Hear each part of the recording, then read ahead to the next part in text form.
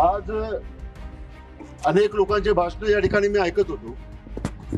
आणि हे भाषण ऐकत असताना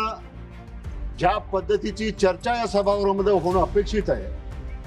इतका मोठा दहशतवादी हल्ला या देशावर झाला, 26 लोकांनी या हल्ल्यामध्ये जीव गमावला आणि इतका मोठा दहशतवादी हल्ला या देशावर होत असताना या सदनामध्ये ज्या पद्धतीनं सिरियस चर्चा त्या निमित्तानं व्हायला अपेक्षित होती, आज दुर्दैवानं या चर्चेला सुद्धा कुठेतरी राजकीय रंग हा त्यानिमित्तानं येताना या ठिकाणी पाहायला भेटतोय आणि याचं अतिशय